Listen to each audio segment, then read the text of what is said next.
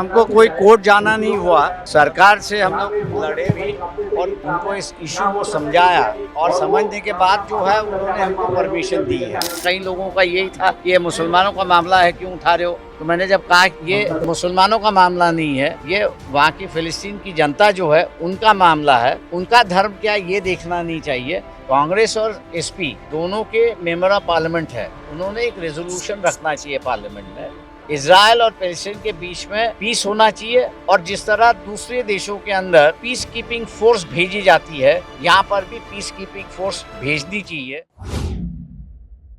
मुंबई के आज़ाद मैदान में लंबे वक्त के बाद मुस्लिमों से जुड़े एक बड़े मसले पर एहतजाज किया गया, लेकिन ऐसा किसी मुस्लिम संगठन ने नहीं बल्कि वंचित बहुजन अघाड़ी की तरफ से किया गया। बाबा साहब डॉक्टर भीमराव अंबेडकर के पोते प्रकाश अंबेडकर की कॉल पर उलमा के साथ मुस्लिमों की भारी भीड़ पहुंची। इजराइल के फिलिस्तीन पर एक बार फिर हमले तेज किए जाने की सख्त अल्फाज में मदम्मत की गई। फिलिस्तीन की हिमायत में बुलाए गए इस जलसे में प्रकाश अंबेडकर ने दो बड़ी बातें कही हैं।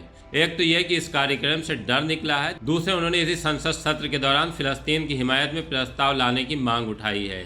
देखिए द लीडर हिंदी के संवाददाता अमजद खान की मुंबई से ये रिपोर्ट। फिलिस्तीन पे लगातार हमला इजराइल का जारी है, जिसको लेकर हिंदुस्तान के अलग अलग इलाकों के अंदर देखा जा रहा है कि प्रोटेस्ट जो है वो लगातार जारी है। उसी सिलसिले में मुंबई के आज़ाद मैदान में एक बड़ा प्रोटेस्ट वंचित बहुजन अघाड़ी की तरफ से रखा गया, जिसके अंदर प्रकाश अंबेडकर ने साफ तौर पर सरकार के सामने ये मांग रखी है कि पार्लियामेंट सेशन चल रहा है और रेजोल्यूशन पास होना चाहिए इसराइल के खिलाफ, और इसराइल की जो बर्बरता है वो बंद होना चाहिए और जो पीस है, जो सीज फायर है वो होना चाहिए। देखिए, हमको कोई कोर्ट जाना नहीं हुआ। सरकार से हम लोग लड़े भी और पुलिस डिपार्टमेंट से उनको इस इशू को समझाया और समझने के बाद जो है उन्होंने हमको परमिशन दी है। तो मैं समझता हूँ कि इस इशू का जिस तरह से लोगों की ज़हनियत में होना चाहिए या जानकारी होनी चाहिए, इस इशू की जानकारी मेरे ख्याल से जो 80 के बाद की जो जनरेशन है उनको इस इशू की जानकारी नहीं है कि मसला क्या है। और मेरे ख्याल से हम लोग ने जब उनको मसला बताया इस चीज़ों का, तो सरकार ने जो है हम लोग को परमिशन दे दी और कहा कि आप कर सकते हो काम। कई मामलों में ऐसा देखा गया है, फेसबुक से लेकर सोशल साइट्स की स्टेटस डालने तक में अगर फोटो भी डाली है तो मामले दर्ज हुए हैं। ये किस तरह से रुकेगा? देखिए, सवाल ऐसा है कि अभी जो है जब सरकार के सामने सही बात आई कि ये मसला क्या है, तो मैं समझता हूँ कि फेसबुक की कार्रवाई भी बंद हो चुकी है, इंस्टाग्राम की भी कार्रवाई बंद हो चुकी है और जो दुआ करना चाहते थे उन पर भी जो कार्रवाई हुई है वो अब बंद हो चुकी है, क्योंकि सरकार के सामने क्या चीज़ है वो आ गई है। मैं समझता हूँ कि हम लोग ये समझते हैं कि हर किसी को हर चीज़ की पहचान होती है या जानकारी होती है, तो ऐसा मेरे चर्चा में जो आया कि इसके बारे में कई लोगों का यही था कि ये मुसलमानों का मामला है, क्यों उठा रहे हो।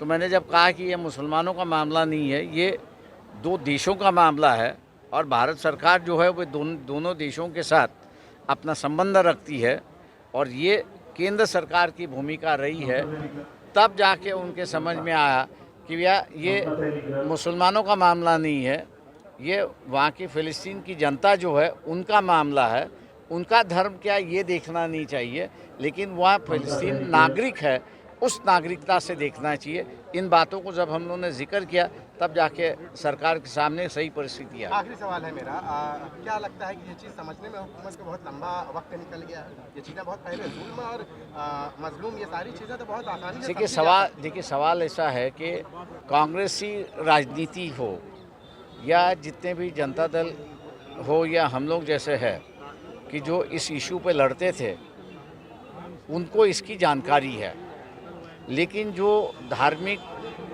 संगठनों के साथ जुड़े हुए हैं उनको इसकी जानकारी नहीं है, फॉरेन पॉलिसी की जानकारी नहीं है और इसलिए वो हर चीज़ जो है वो धार्मिकता से देखते हैं। जब समझाया जाता है तो वो मेरे ख्याल से मानते हैं या नहीं मानते मालूम नहीं, लेकिन परमिशन मिल जाती। देखिए, मैंने वही तकरीर बताया कि कांग्रेस और एसपी दोनों के मेंबर ऑफ पार्लियामेंट है, दोनों के मेंबर ऑफ पार्लियामेंट ने मिलके या इंडिया अब जो बना हुआ है उन्होंने एक रेजोल्यूशन रखना चाहिए पार्लियामेंट में कि यूनाइटेड नेशंस, इंडिया और बाकी देशों ने मिलके इजराइल और पैलेस्टाइन के बीच में पीस होना चाहिए और जिस तरह दूसरे देशों के अंदर पीस कीपिंग फोर्स भेजी जाती है, उसी तरह यहाँ पर भी पीस कीपिंग फोर्स भेजनी चाहिए। यूनाइटेड नेशंस ने इस तरह का रेजोल्यूशन कांग्रेस और इस सपा दोनों मिलकर रख सकते हैं और फिर देखना है कि सरकार उसको मंजूर करती है या नहीं करती है। सर, मुसलमान नेताओं को परमिशन नहीं मिली, प्रकाश अंबेडकर जाके परमिशन लेके आते हैं। देखिए, मैं प्रकाश अंबेडकर के माध्यम से नहीं गया हूँ, मैं वंचित बहुजन आघाड़ी के माध्यम से परमिशन मांगी है। एक पॉलिटिकल पार्टी तौर के मैंने परमिशन मांगी है और उसके लिए हम लोग को लड़ना और जूझना हुआ है। सारे मुसलमान नेता पीछे हट जाते हैं आज़ाद मैदान में प्रोटेस्ट करने के लिए, ओपन पब्लिक में प्रोटेस्ट करने के लिए, क्योंकि एक बार ऐसा कुछ प्रोग्राम हुआ था जिसमें बहुत सारे, मैं जानता हूँ, रजा सारे नेताओं ने जो है वो परमिशन लेना ही छोड़ दिया, जिम्मेदारी लेना मुसलमान नेताओं ने छोड़ दिया।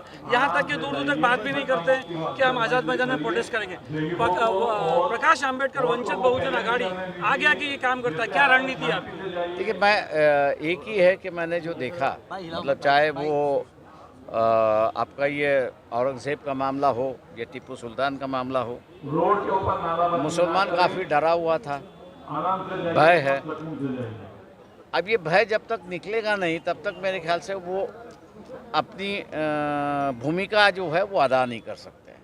और इसलिए वंचित बहुजन आघाड़ी ने कहा कि भैया ये जो भय का माहौल है इसको निकलना चाहिए और ये हम लोग की कोशिश है कि उसको निकालने के लिए इस इशू को भी हम लोग और कई मीटिंग रख सकते थे, लेकिन आपने जैसे जिक्र किया कि आज़ाद का अगर नाम ले, आज़ाद मैदान का अगर नाम ले तो मुसलमान आने से थोड़ा सा पीछे हटता है। तो इसलिए हमने कहा नहीं, ये मीटिंग होगी तो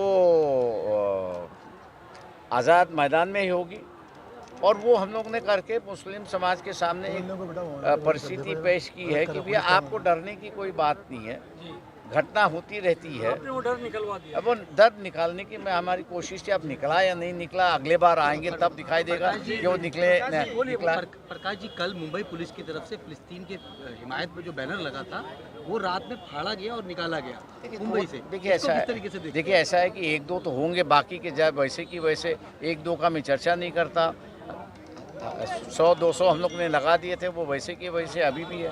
क्या लगता है मुसलमान आपके साथ जुड़ते रहेंगे? देखिए, जुड़ना ना जुड़ना अलग बात है, भय निकालना ये हम लोग का काम है, वो हम लोग निकालने की कोशिश कर रहे हैं।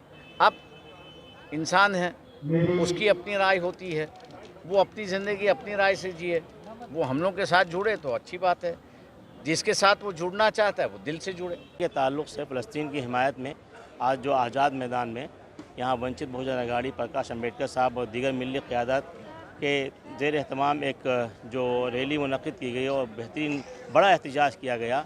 मैं समझता हूँ मुल्क के हर कोने में, हर शहर में होना चाहिए।